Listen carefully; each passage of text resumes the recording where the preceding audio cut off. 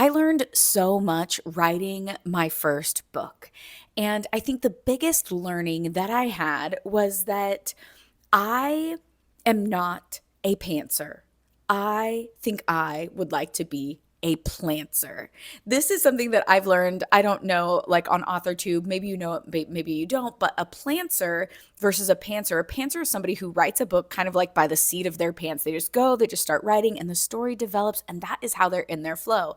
A plantser, on the other hand, is somebody who spends a lot of time planning ahead of time and then writing the book based on hitting those points. I feel like when I went about my first book, that I did a lot of pantsing because it was my very first time. But this time around, and what I want to work on with you today is planning my next book. And I want to go into depth and feel very, very, very prepared. So today in your digital writing group, that is what we're working on, planning our next books. So with your idea for a book, we're going to get those planned. We're going to get those started. Even if you are already writing a book, today's going to be really beneficial for all of us. So pull up a chair. Let's write.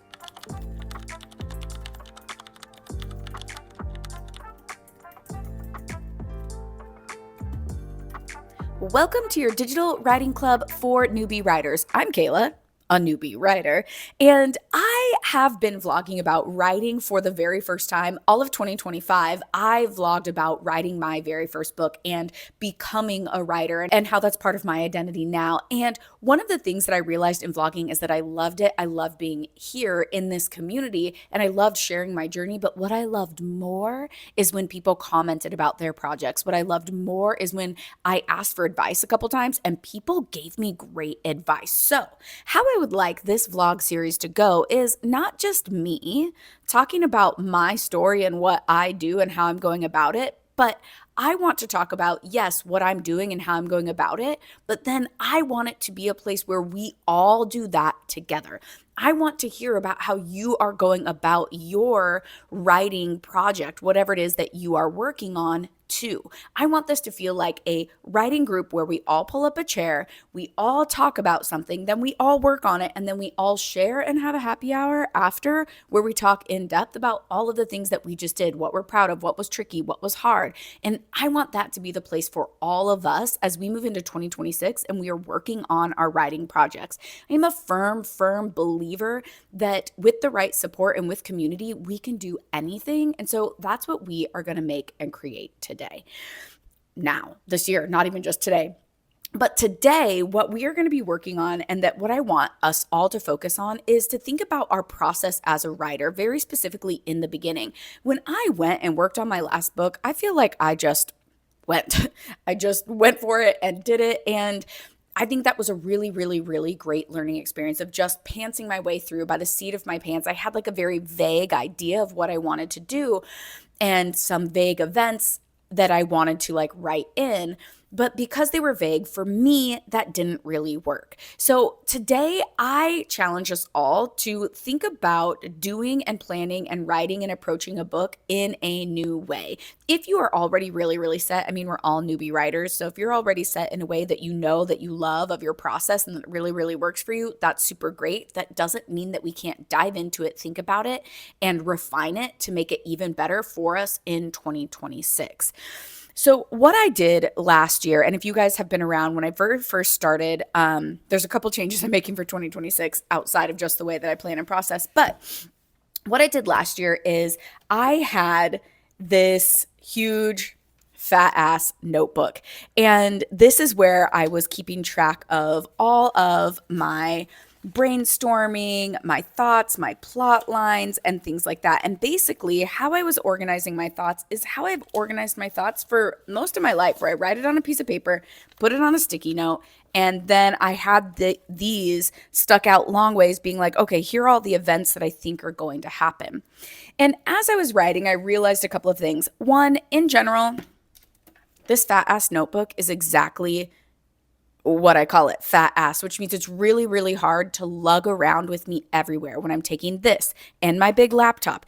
And I'm always having like an inspirational book with me. And it was like, that made my bag weigh so many pounds. So this year, I actually am experimenting. And part of me just feels like this is blasphemous. Like it almost feels like a sin. But I'm going digital. Just for the planning, I'm not like journaling digitally, but I found that it was really hard to carry around this fat ass notebook and I have so many notes and I always want to write something and then also carry around all my sticky notes and things like that on the subway or to cafes or to my co-working space. And then also carry around my planner. And then, of course, like I said, the inspirational book and things like that. Now, no shade on people who use Kindle, but I'm still using paper books. I love all my paper books. So I was like, you know what? I'll do a digital planner and a digital organizational thing for my writing. And then I'll keep my paper books paper. And so I was trying to swap out what could I carry less of, and I got this iPad. So I'll be using that more now. And I'll be honest, I've already started and I've actually really, really liked it because it's very seamless in terms of how I can write, draw, put everything together. I can move sticky notes if I need to change the color of a sticky note. Like I color code my sticky notes. And if I want to change an event to be for something else, I'd have to like make a brand new one. I could just change the color, which feels really nice. I did get a cover for it, so it feels like writing on real paper. And I will say this.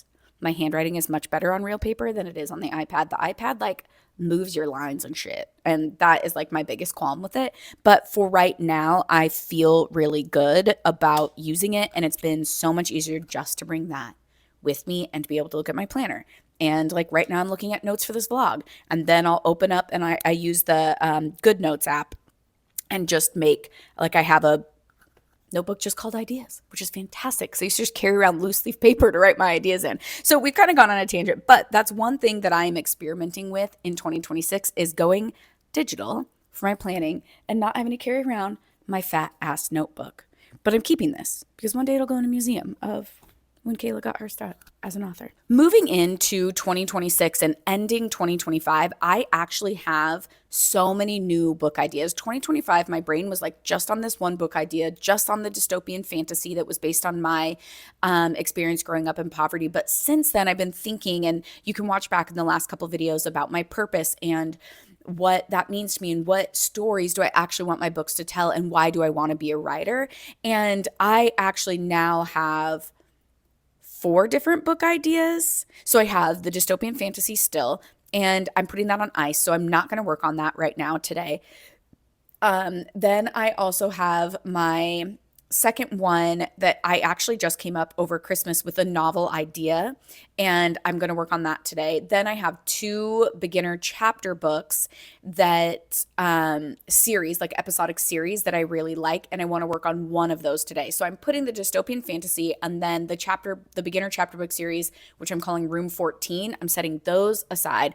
Today, the 2 things that I want to plot and plan that I'm feeling excited about are what I'm calling Project Home Hotel or Hotel Home, something like that. And then the other one, what did I name this project? It was like Project What She Couldn't Hold. I have no idea how to title books and things like that, but What She Couldn't Hold is right now the name of this other project. So I'm calling that my novel, and I have already I sat down and I got the idea one day, and what I really want to do is, last time I had an idea, and I do this a lot, I'm a very fast action taker where I'll get an idea and I'll be like, okay, for instance, I'm like, oh, I have an idea for a vlog. I just sit down and start vlogging it. I don't always sit down and map out what I'm going to say and what I'm going to do and different things like that. But I want to, with my writing, to not just start writing. And I even realized I did that with Project Room 14. I had an idea. I wrote down like a couple things about the characters and just started like pantsing my way through it. And I got to a point where it felt really uncomfortable. Where I'm like, where are they supposed to go? What are they supposed to do? Who are they supposed to sound like? And I realized that those are things that I can figure out ahead of time. So when I got this idea for Project What She Couldn't Hold, I wrote down a couple things. Like, I think it'd be really fun if this whole novel, and this is actually going to be like a regular novel, which is so wild that it's not going to be fantasy or anything like that. This whole novel could be done in like 24 hours or a week. And so I just started getting like ideas of what is the overall meaning, and then started kind of going through what would be the opening image, what would be the catalyst, and I started just writing down what would be the ideas and the events of things that happen. And I just took a bunch of notes, took a bunch of notes. So then what I did is I have all these events, and this is like my process for now. So I have the idea and I start like just brain dumping the idea, start brain dumping possible events and things like that. Usually an opening image comes into my mind. So an opening image, like I think this is what it could be. The catalyst came into my mind. This is what I think it could be. Then what I did was I actually went to Save the Cat. And I want to reread that this year now that I've done it once and done it so loosely once. But I created and went and looked up and just Googled like free templates for Save the Cat. And really what is in Save the Cat is opening image, setup, theme stated, catalyst, debate, breaking into act 2, the B story, fun and games, good guys close in, bad guys close in.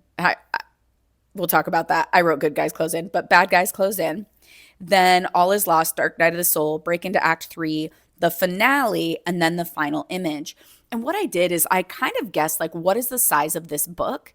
And then broke it out and said, and used a calculator on Save the Cat site that's like, if this is 80,000 words, how many words, like where would all of these things be? And then I went and looked up like what is the average chapter length? It's 2,000 to 4,000 words. So what I did was I went through and I found this really helpful was like, okay, the opening image and is like one chapter, setup is one chapter.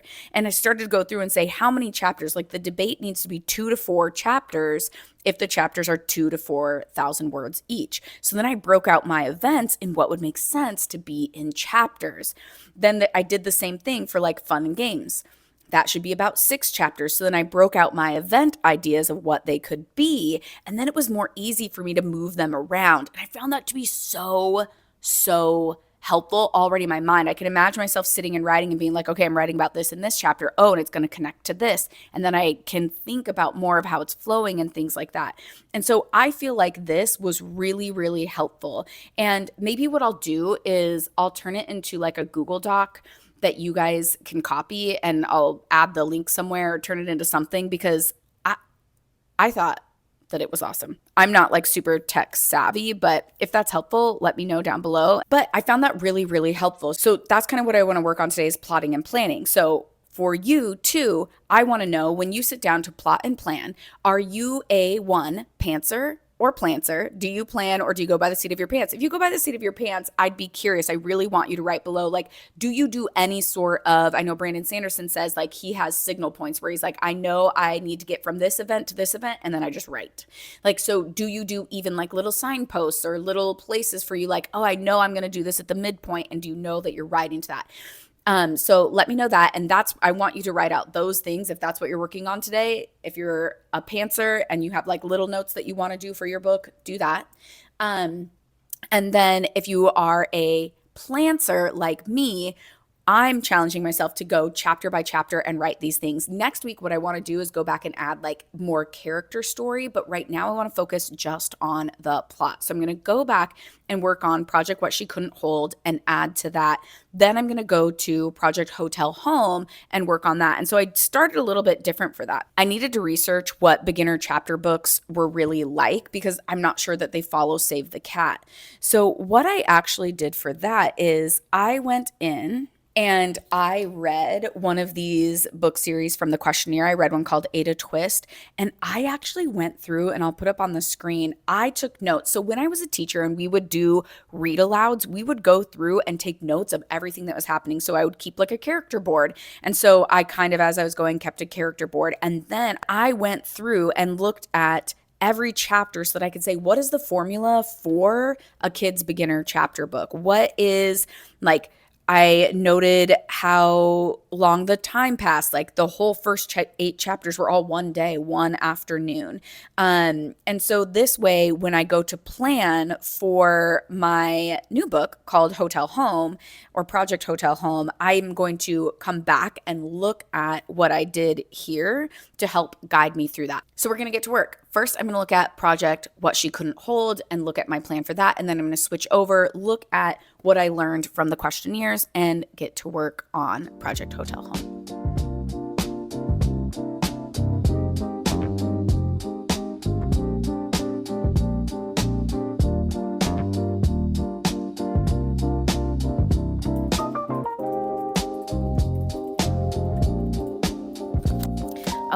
So I've been working on project What She Couldn't Hold, and I actually have really loved that I did this. I thought that I was going to go through here and just be like, okay, looks good, sounds good.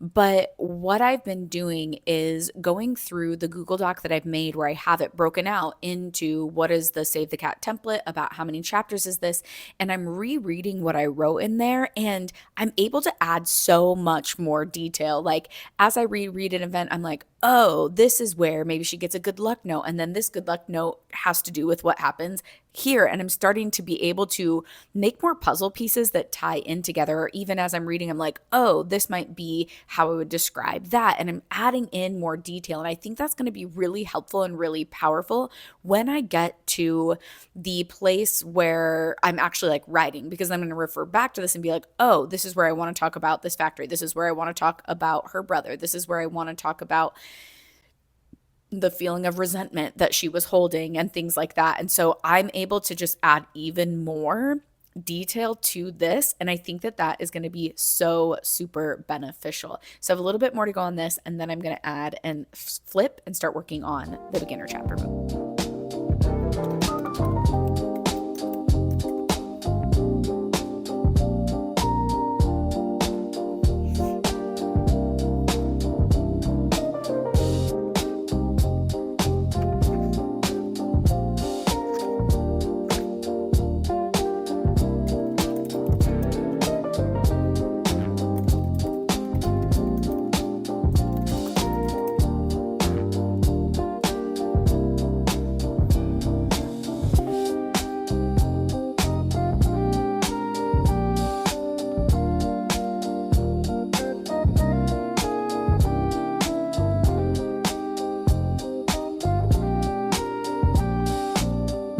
So that was fun.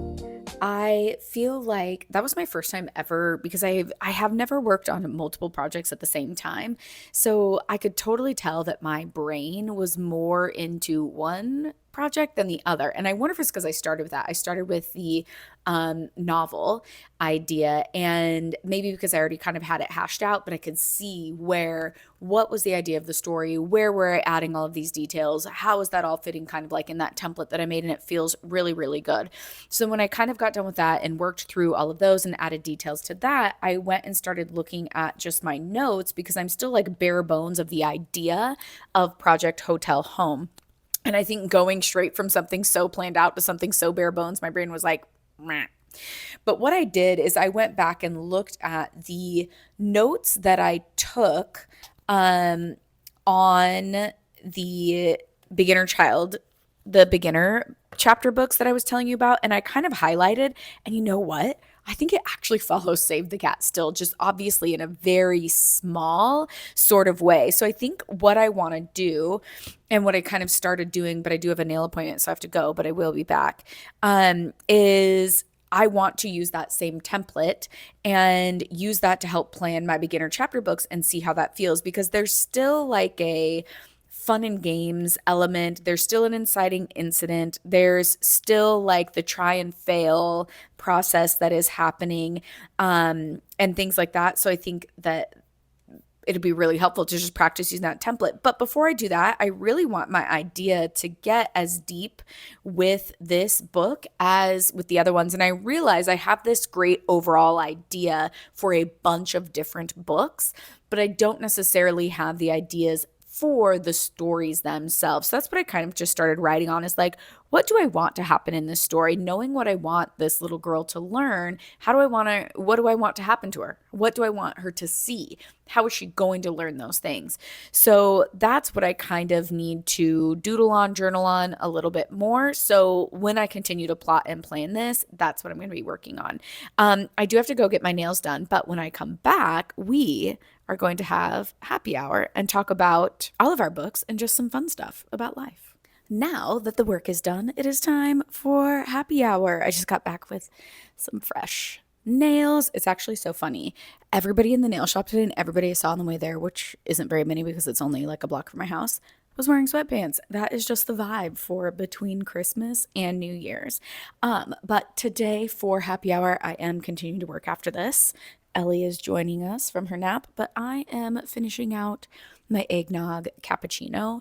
We actually, I'll just start by saying happy hour is the time where we've done our work, we've done our writing. This is where we just get to be. We get to talk about life, talk about whatever else happens, definitely talk about writing, talk about reading, all sorts of things. But I must say, I have to give my husband credit because I love eggnog so much. And I'm always so sad because when the holiday season ends, people stop selling eggnog, of course, and then I can no longer have my daily eggnog cappuccino every morning. And going back to just oat milk feels so thin and not flavorful and not exciting. So my husband has like hoarded, and we've checked the what is it called? The expiration date to make sure we can like time 4 quarts of eggnog to get as long as possible. So the furthest expiration date we could find was February like 26th or something. So we have enough eggnog to get us through the end of February.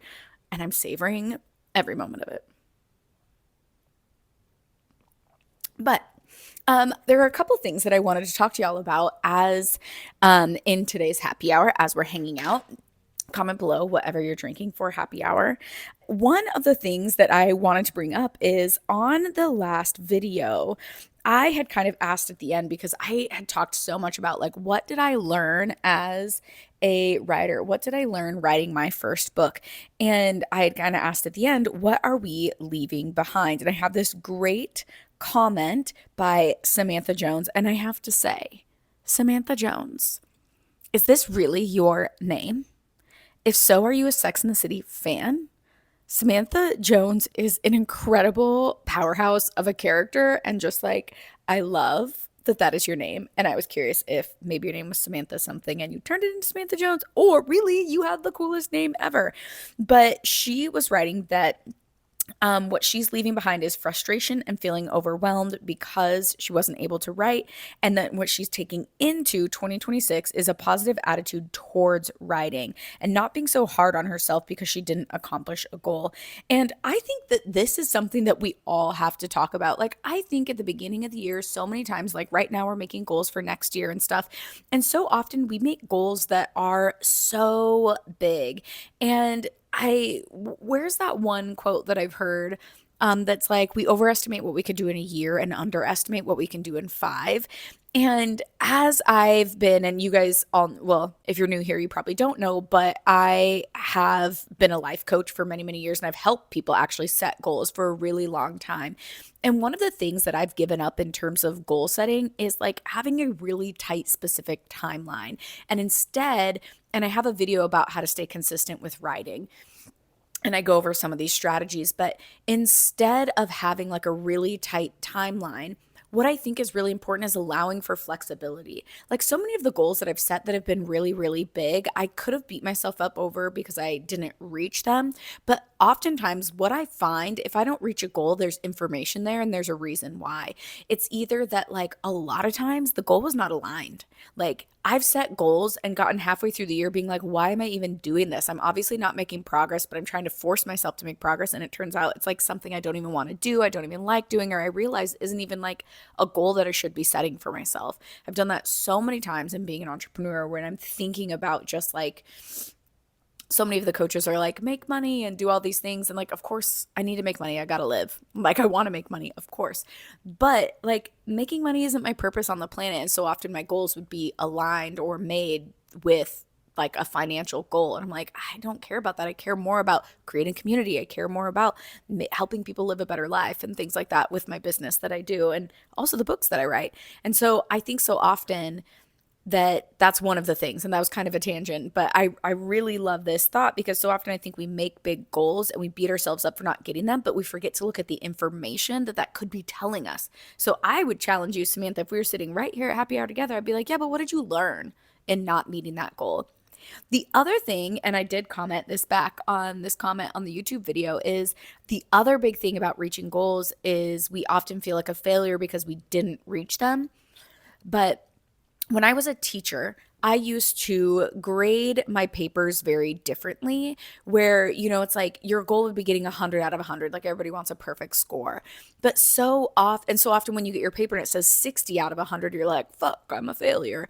But really, you learned 60 things. Like, you were able to get 60 things correct. Like, that's 60 growth points. If you started at knowing 0 and you got to 60, that's so much growth. And I think we don't give ourselves credit for the growth that we've had in achieving our goals and the evidence and the small things that we do. And I think so often we don't have like the correct progress measurement either. Like, for instance, I'm technically writing 2 new books, but neither of them have any words written yet. But there's so much progress. There's even progress in just walking around thinking about the idea, because how else could I sit down and think of the events and stuff like that? I came up with the idea of the project, What She Couldn't Hold, while reading another book. And it's like, if I wouldn't have allowed myself as reading another book to be action oriented, like, then I would consider sitting on the couch to read a book a failure, but it's not. Sitting on the couch is actually one of the things that is an action step towards me coming up with ideas and becoming a better writer, because I'm reading more and I'm reading like a writer, which is really different and really, really fun. So, Samantha, I am so excited for you leaving that behind in 2025. And I think we all should. I think we all should be less critical about a tight timeline or exactly how a goal is supposed to look, and instead find more evidence about how we are doing it and how we are on the path still, how we are still moving forward. Because I find that positive momentum is so much better than like beating yourself up in terms of getting to your goal. And so that's what I like strive to do. And when I was life coaching, that's what I helped all my clients do to great success. I will tell you, I knew no one who reached their goals better by beating themselves up. Everybody, positive momentum is better. So I love this sentiment, and I think we can all relate to that, Samantha. So thank you for sharing that so much. But speaking of actually reading as information, that's the other thing that I want to talk about at happy hour. I want to know, and I have kept this as my 2025 planner. And in it, I almost like bullet journal, and I draw my bookshelf every time of all the books that I read. If it doesn't show up, I'll just take a picture and put a screenshot on there. But I want to know, what books inspired you as a writer in 2025? I am currently reading Amy McNee's. If y'all don't follow Amy McNee, you have to. She's an amazing creative influence. I just love the way she lives her life, the way she is just so herself all the time. This is the second book of hers that I have bought. The first one, I actually saw her when she came and opened or did her like book tour for her first book, was a nonfiction book called We Need Your Art. Y'all should read that. We could all do a book club on it, but super great book. But this one is a fiction book by her called To Kill a Queen. I'm about to finish it, and I'm finding it very inspiring. I recently went to book club, and for book club this month, we read Flesh. Interesting. But there are a lot of different books. You guys know that I've been trying to read some beginner chapter books, but some books that have really inspired me as a writer have been We Need Your Art, for sure, because it helped me see one of my favorite things that Amy McNee said in this, and this is a nonfiction book, is that art is not toaster. And I love that, because in your house, you only need one toaster. But even in my home right now, I'm looking at my bookshelf behind you, and it's like covered in books. I don't need one book. I'm looking at I have a gallery wall, like visual art. We have so much visual art, like songs we listen to. You don't need one art. You need many, many, many. Even my nail tech. Like, I need to do my nails every single month. Art is not toaster. We need lots and lots of art. And so I love that. And I think about that all the time when I'm like, do I even need, I just had the thought the other day, do I even need to be writing kids' books? There's a ton of them. And I'm like, yeah, because we need a ton of them, because kids need to be prolific readers and they need to read things that matter. Another book that inspired me as a writer was definitely, oh my God, I read The Fault in Our Stars for the first time this year. The voice in that is amazing. How could I be so far behind? I think because I don't usually love like sad type things, but in terms of like young adult, that writing, John Green, beautiful. So, so good. The Hunger Games, always inspiring. I reread Harry Potter's 1 through 5. Always inspiring, of the world building and how fun that is there. I read this book called Mistletoe and Magic. I never read rom-coms. This was another influence named, her handle on Instagram is Helen in Between. She's a travel content creator, and she wrote this book, and I was like, I just want to support her. So I bought her book and I read it in like 2 or 3 days. Super easy read. But what I loved about reading that was, and it inspired me in the way that, because I think I don't read a lot of just like drama novels. I read a lot of like fantasy and stuff. And I was like, oh, part of what I want to write though, oh my goodness, Ellie's being so cute. Part of what I want to write is people living their lives. And so it helped me kind of see that. And I felt really inspired by that. I also know that like this is, I think, her second book. And to know that she's a new writer and reading it just gives me like a lot of inspiration. And I think now that I've read Save the Cat, I like kind of watch that everywhere and I can see a little bit specifically like the different, it's a big stretch. I can see like the different writing techniques and things that she's using from that, and as a learner it really helps me. And I don't know if that's technically like a good thing to be able to see like, oh, here's, her midpoint, here's her catalyst, there's her theme stated. But I think as a writer it is really beneficial for me. Oh, and then of course, like Percy Jackson's really great too. But then I also read The Midnight Library this year for the first time, and that was just freaking great. I read so many books that just like grabbed my attention in a different way. And I think I read a lot of like standalone books where I so often read series. I did read series too. But it felt really good with that. But you tell me, as we are closing out 2025, what did you read that you found to be beneficial as a writer? What it inspired you? How did it inspire you? And let's all share some books so that we can be inspired as we kick off our writing journey of 2026. This has been so fun to do this new structure for my vlogs, which we're not going to call vlogs anymore. We're going to call this writing group. This is our digital writing group. I really want this to be a place where you guys do comment. I do really feel really interested in sharing, like what Samantha said, and hearing the books that you read, hearing if you're a pantser or a plantser. So if you didn't comment earlier when I asked, comment now, and let's continue to build this community. Next week, we're going to show up. We're going to continue doing more plotting and planning, but be prepared next week to dive into some characters. I think now that we got some plot structure, that's what we need to be doing. So, see you then.